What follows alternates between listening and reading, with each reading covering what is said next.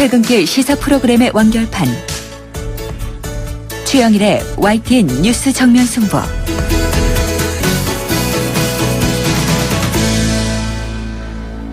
YTN 뉴스 FM 뉴스 정면 승부 2부 시작합니다. 계속해서 나라 밖 소식 알아보겠습니다. YTN 보도국 연결해서 들어볼 텐데요. 안소영 기자 나와 계시죠? 네, 안녕하십니까? 이 미국 곳곳이 테러 공포에 휩싸였다는 소식으로 시작해 보겠습니다. 어제 뉴욕 맨해튼에서 이 폭탄이 터졌고요. 29명이 다쳤다고 전해졌는데 이후에도 폭발물로 의심되는 물체들이 속속 발견되고 있다고요? 네, 먼저 어제 그 맨하튼 남서부 첼시 지역 도로에서 폭발이 발생해서 시민 29명이 다쳤습니다. 네. 이 폭발 현장에는 사격 연습에 쓰이는 주로 이 스포츠 용품 가게에서 쉽게 구할 수 있는 폭발물 잔해들이 발견됐는데요.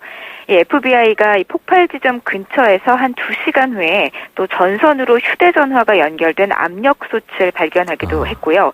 같은 날 아침에는 그 맨해튼과 인접한 뉴저지주 시사이트 하이츠에 있는 쓰레기통에서 파이프 폭탄이 발견됐습니다. 또 미네소타주에서 이 알라를 외친 한 남성이 흉기 난동을 부려서 8명이 다쳤고요. 피의자는 경찰에 사살됐습니다. 이뿐만이 아닙니다. 오늘도 한 4시간 됐군요. 한 4시간 전에 그 뉴저지주 엘리자베트시 기차역에서 폭발물로 의심되는 물체 5건이 수거됐습니다. 그 가운데 하나는 로봇 폭탄 처리반이 접근했을 때 터졌습니다. 다행히 인명피해는 없었는데요. 뉴욕과 뉴저지 일대가 이렇게 테러 공포에 휩싸여 있습니다. 정말 다발적인 사건들인데 이게 모두 연관된 사건인지는 수사 중일 텐데요. 혹시 지목되는 용의자도 없나요? 네, 앤드루 쿠오모 뉴욕 주지사가 기자회견을 가졌는데요. 그 FBI 조사팀이 폭발물 잔해들과 이 압력솥 폭발물을 특별범죄연구소로 가져가서 조사 중이라고 밝혔습니다. 또 뉴욕에서 폭탄이 폭발한 것이 명백히 테러 행위라고 규정하고요. 다만 아직은 구체적인 이 국제적인 테러리즘, 즉 IS와의 연계성은 없다고 설명했습니다. 앞서서 빌 드블라시오 뉴욕 시장도 이번 사건들이 의도적 공격은 맞지만 테러 단체와 연관된 정황은 아직 발견하지 못했다고 말했습니다. 이런 가운데 폭발 직전, 폭발 지점과 또 그 압력솥 폭발 장소에 원통형 가방을 들고 등장한 그 남성의 모습이 감시 카메라에 찍혔습니다. 아직 이 화면이 공개되지는 않았는데 이 남성이 확실한 용의자인지는 알 수 없지만 당국은 이 남성에게 무게를 두고 수사를 벌이고 있습니다. 네, 걱정이네요. 다음 소식 알아보겠습니다. 이 한미일 3국의 외무장관이 북한의 5차 핵실험 이후 열흘 만에 만났고요. 이 강력한 대응 방안을 조율했다고 하는데 자, 이 3국 외무장관이 발표한 공동성명에 어떤 내용이 담겼나요? 네, 말씀하신 것처럼 한미일 3국 외무장관이 북한의 5차 핵실험 이후 처음이자 그 1년 만에 회동했습니다. 윤병세 외교부 장관, 존 케리 미 국무장관, 기시다 후미오 일본 외무상은 회담에서 북한의 핵 능력 고도화와 이 추가 도발을 막기 위한 대응책을 집중 조율했습니다. 3국 장관은 유엔을 비롯한 국제사회의 대북 제재 구멍을 차단하고요. 강력한 제재를 도출하는 데 총력을 기울이기로 했습니다. 또 전방위적인 북핵 대응 노력을 천명한 공동성명도 채택을 했습니다. 케리 장관은 북한의 핵 개발은 고립을 심화시킬 뿐 아니라 대화에 나올 것도 촉구했고요. 한일 외무장관은 별도로 양자회담을 갖고 북핵 공조 방안에 대한 논의를 이어가기로 했습니다. 윤 장관은 유엔 총회 연설 등을 통해서 북한 도발의 심각성을 알리고 국제사회에 강경한 압박을 촉구할 예정입니다. 북한 리용호 외무상도 취임 뒤 처음으로 유엔 무대에 오르게 돼서 치열한 북핵 외교전도 예상됩니다. 네, 자, 끝으로 이 미 대선 소식 알아보죠. 이제 50일 앞으로 다가왔는데요. 이 민주당의 힐러리 클린턴 후보 그리고 공화당의 이 도널드 트럼프 후보 한 치 앞을 내다볼 수 없는 박빙의 대결이 펼쳐지고 있다고요? 네, 최근 건강 이상 설이 제기된 힐러리가 고전을 면치 못하는 사이에 막말 파문으로 주춤하던 트럼프의 반격이 시작된 모습입니다. 각종 여론조사 결과에서 민주당 힐러리 클린턴과 공화당 도널드 트럼프가 다시 초접전 양상을 보이는 것으로 나타났는데요. 특히 힐러리의 하락세와 트럼프의 상승세가 뚜렷하다는 점이 주목됩니다. 네, 팍스뉴스의 경우 직접 이 직전 여론조사에서 힐러리가 트럼프를 6%포인트 차로 앞섰지만 최근에는 트럼프가 역전한 것으로 나타났고요.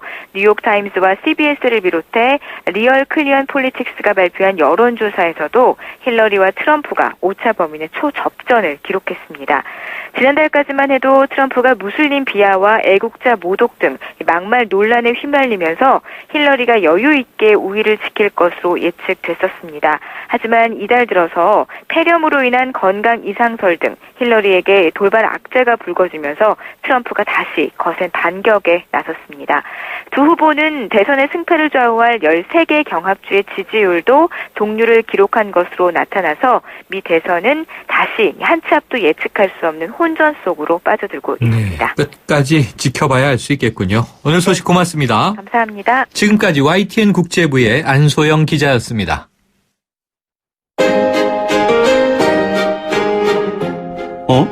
지금 듣고 있는 라디오가 뭐지? 아하, YTN 라디오. FM 94.5MHz YTN 라디오. 정세균 국회의장은 물론이고요. 여야 각 지도부, 대선 주자 등 정치권이 한 목소리로 외치고 있는 부분인데요. 바로 특권 포기입니다. 이전 국회에서도 이 특권 축소 논의가 있었지만 늘 용두사미에 그친 경우가 많았죠. 과연 이번에는 다를까요? 이 국회 정치발전특별위원회 위원장을 맡고 계신 분입니다. 새누리당 김세연 의원 연결해서 이야기 나눠보겠습니다.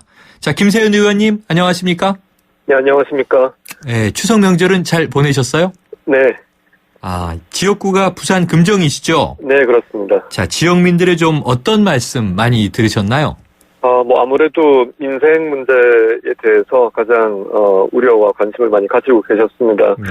특히 부산 지역이 조선산업과 해운산업에, 종사하시는 분들의 비중이 크다 보니까, 네네. 예, 최근에 이 여러 경제적인 어려움이 직격탄이 부산에 집중되는 면이 있어서 많은 애로를 말씀하시는 것을 듣고 좀 국회가 제대로 정치를 해서 서민 중산층이 더 살기 좋은 이 환경을 좀 만들어 달라는 분발하라는 말씀을 많이 들었습니다. 정말 지역의 또 특성이 지금 그렇게 전개되고 있군요. 자, 오늘은 이 국회의원 특권 문제를 좀 얘기해 볼 텐데요. 네. 이 최근에만 해도 친인척 보좌진 파문 또 이 한선교 의원의 멱살잡이 논란도 있었습니다. 이 국회의원 특권을 바라보는 국민들의 시선이 정말 곱지 않은데요. 의원님께서는 좀 어떻게 보고 계십니까? 네, 정치가 한 국가 공동체에서 수행해야 될 기능 중에 가장 중요한 것이 이 의사결정 과정에서 일어나는 여러 가지 갈등들을 조정하고 치유하는 능력, 이를 통해서 국민 통합을 이루어가야 할 것인데, 우리 국회가 너무 이 국민의 신뢰를 그동안 잃어온 시간이 길어지다 보니까 네. 이제는 정치가 어떤 조롱이나 경멸의 대상으로까지 전락한 그런 감을 받습니다. 그래서 이번 정치발전 특위 활동을 통해서 반드시 이 국민의 신뢰를 회복하는 그런 계기를 만들어야 되겠다는 이런 각오를 저를 비롯해서 저희 특위 위원님들이 함께 가지고 있습니다. 네, 자, 의원님, 흔히요, 이 국회의원의 특권이 200개가 넘는다, 이렇게 알려지고 있는데요. 네. 이 삼선 의원이시잖아요. 네. 실제로 느끼시기에 어때요? 좀 많습니까?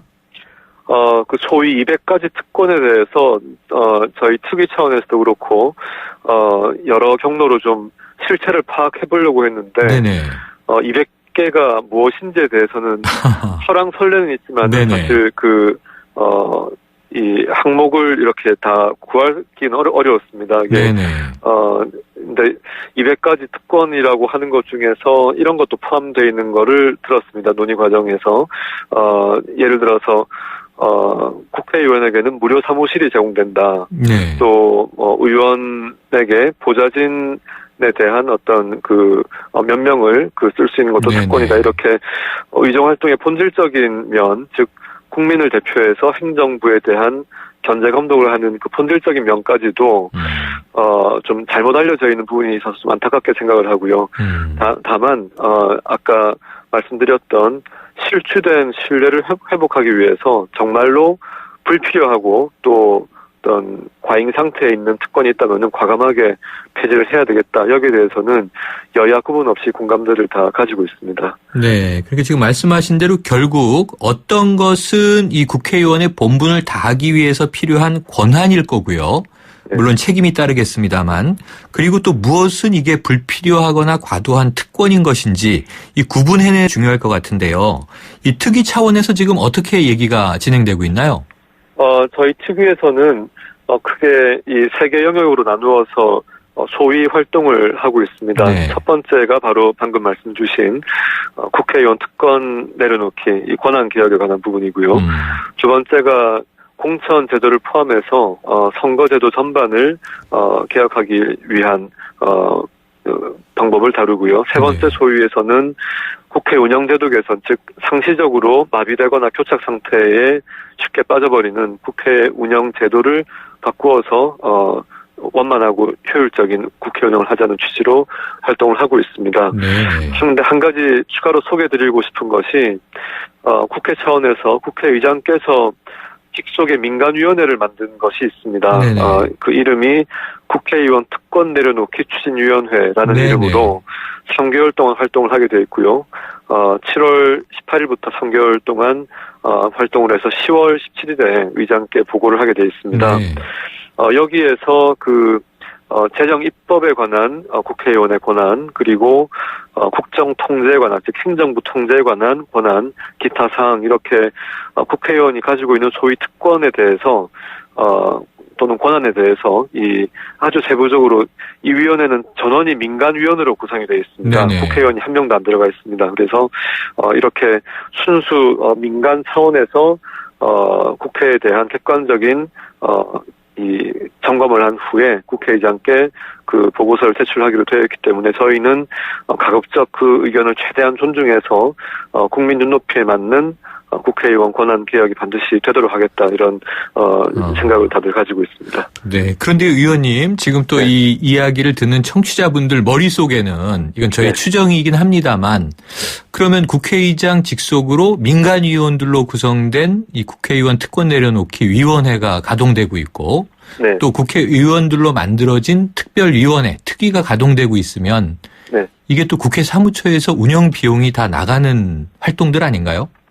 기본적으로 최소한의 회의 경비는 지출이 되지만은 그것이 우리 국회를 더 좋게 만드는데 이 미치는 영향에 비해서는 충분히 그런 활동을 지원을 할 필요가 있다고 판단을 하고 있고요. 참고로 오늘 저희가 전체 회의를 가지고 크게 9개 의제에 대해서 토의를 했고 7개에 대해서는 개선 방안들 확정을 지은 것이 있습니다. 잠시 좀 소개를 드려도 될지 모르겠습니다. 크게 7가지를 말씀드리자면, 먼저 불체포 특권 개선에 대해서 지금까지는 72시간 내에 표결이 이 체포동의안 제출 이후에 되지 않으면은 불체포 특권을 계속 유지하는 것으로 되어 있었는데, 이 부분을 다음 본회의에서 본회의 보고 후에 표결을 의무적으로 한 것으로 바꾸게 되면 지금까지 방탄국회라고 불리던 이런 관행들이 법적으로 불가능해집니다. 그래서 이런 부분들 개선하기로 합의를 했고요. 그리고 국무위원 겸직하는 의원에 대해서 수당이 중복 지급되는 것을 하지 않기로 했습니다. 그리고 국회의원들은 민방위대 편성을 지금까지 제외했었는데 그 편성 대상에 국회의원을 포함하기로 했고요. 그리고 국회 운영 제도 개선에 대해서는 연중 상시국회 운영을 하기로 했습니다. 8월에는 결산국회를 가지고요. 3월과 5월에는 상임위원회를 비회기임에도 불구하고 개최하기로 했습니다. 그리고 국민의 청원권 보장, 청원 심사 절차 개선 등을 포함해서 지금까지 여러 지적을 받았던 사항들에 대해서 7가지 합의를 이루었고 1차로 이런 합의를 했고요. 다음에 국정감사가 끝난 이후에 다시 2차 논의를 통해서 2차 내년도에까지 만약에 활동 기간 연장이 된다면은 후속해서 지속적인 국민 신뢰 회복할 수 있는 이런 국회 개혁 조치들을 강구해 가도록 하겠습니다. 네, 의원님. 지금 몇 가지 이제 성과들 소개해 주셨는데 앞으로 이제 갈 길이 더 많다고 느끼시죠? 네, 그렇습니다. 네, 아까 또 운영비 언급드린 것은 그만큼 이제 국민들이 이번에는 성과를 크게 기대하고 있을 것이다. 이런 좀 압박을 드린 셈인데요. 네. 이 지금 말씀하신 것 외에 이 궁금한 것이 지난번에 왜 더불어민주당 조응천 의원이 이게 허위 폭로를 했던 이 파문이 있었죠. 네. 새누리당에서는 이 폐지해야 한다 이런 주장을 또 제기한 바도 있는데 면책 특권은 어떻게 되나요? 면책 특권에 대해서도 2단계에서 논의를 하게 되겠지만 네네. 기본적으로 의회 민주주의의 발전 역사를 한번 되돌아보면 불체포 특권과 면책 특권의 경우에는 신체의 자유, 언론의 자유를 기본적으로 국민 대표들에게 보장을 해줌으로써 네. 만약에 지금의 민주공화정의 정체가 바뀌려는 가령 히틀러 같은 경우도 민주적으로 선출된 정부에서 그렇게 변질이 되었지 않습니까? 네. 그래서 이런 경우에 지금의 현직 국회의원들의 행태가 보기 싫다고 해서 이런 부분들을 근원적으로 없애게 되면 정말 민주주의의 위기가 닥쳐왔을 때 위험한 상황이 올 수도 있다는 이런 근원적인 문제 제기를 학계에서 하고 있습니다. 그래서 네. 이런 부분들은 저희가 불체포 특권에 대해서 지금까지 불합리했던 부분들을 과감하게 바꾸는 그런 합의를 해냈듯이 지속적으로 이런 불합리한 부분들은 개선을 하되 본질적인 부분은 유지를 할 필요가 있겠다고 저는 개인적으로 판단하고 있습니다. 앞으로 네. 요 면책 특권에 대해서는 특위 차원의 논의가 앞으로 이루어질 것이기 때문에 특위 차원의 논의는 다음에 또 말씀드릴 기회가 있겠습니다. 네, 의원님 또 굉장히 비상식적인 일이긴 합니다만 이게 보좌진 채용 문제와 더불어서 이 보좌진의 월급 일부를 상납받는 경우가 있었잖아요. 네. 근데 이제 이 일부 의원이긴 합니다만 이걸 또 미덕이다, 관행이다 이렇게 말해서 국민들 빈축을 사기도 했는데 혹시 이런 문제도 의제로 다뤄지나요? 네. 보좌 직원 채용에 대해서는 오늘 원래 9가지 의제 중에서 7가지 합의했다고 말씀드렸는데 추가 논의를 하기로 한 2가지 중에 포함이 됩니다. 네. 상세 방안에 대해서 좀 더 이 논의를 거친 다음에 다음번 회의 때는 확정을 짓기로 했습니다. 기본적으로 친인척 채용을 원칙적으로 금지하는 데 대해서는 다들 공감대가 있습니다만 그 부분이 오히려 또 부작용이 있을 수 있는 부분에 이제 있기 때문에 그 부분은 우리 지금 국민적인 눈높이에 맞도록 하는 상세한 방안을 추가로 논의해서 정하기로 했고요. 이것이 미덕이다, 관행이다 하는 것은 이제는 그런 네. 논의에서는 벗어나야 될 때가 되었고 이것은 윤리특위에서 국회 자체적으로 어떤 징계를 하든지 또는 사법적인 영역으로 다루어야 되는 이런 사안으로 봐야 한다고 판단을 하고 있습니다. 네, 이 국회의원 세비가 이 국민들 혈세다 보니까 이 국회의원들이 잘못하면은 항상 세비 문제 언급되지 않습니까? 네. 혹시 세비 관련해서도 다루시나요? 예, 세비 관련해서 앞서 말씀드린 의장직 속의 추진위원회에서 그 내용들을 다루고 있고 의장께 보고가 되는 것으로 저희가 내용을 듣고 있고요. 네. 저희 특위에서도 이 부분에 대해서 외부 기구에 맡기는 것으로 원칙적으로 정했는데 상세한 방안은 지금 논의 중에 있습니다. 그래서 이것도 다음번 전체 회의 때 확정할 수 있도록 논의를 지속하기로 했습니다. 네. 자, 그러기 위해서는 이제 본질적으로는 이제 선거제도의 또 이 개편을 주장하는 분들도 계시고요. 네. 그거보다 최근에 또 개헌에 대한 요구도 많이 나오고 있지 않습니까?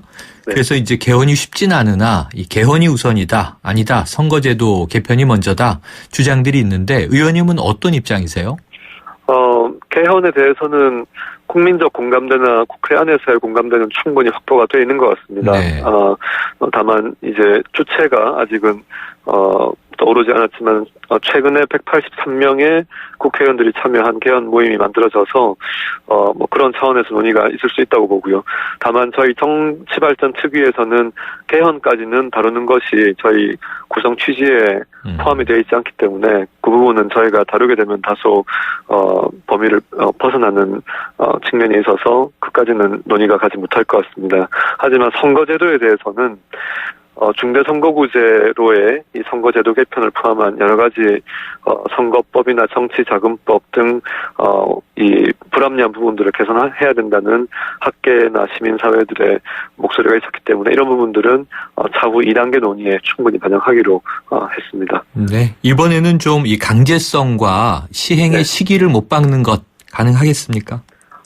아무튼 앞서 말씀드린 것처럼 기관 신뢰도가 최하위를 기록하는 국회로는 우리가 선진국으로 하기 어렵다고 생각합니다. 이 신뢰를 반드시 회복할 수 있을 정도의 네. 그런 개혁 조치들을 만들어낼 수 있도록 최선을 다하겠습니다. 알겠습니다. 오늘 말씀 여기까지 듣죠. 고맙습니다. 네, 감사합니다. 지금까지 새누리당의 김세연 의원이었습니다.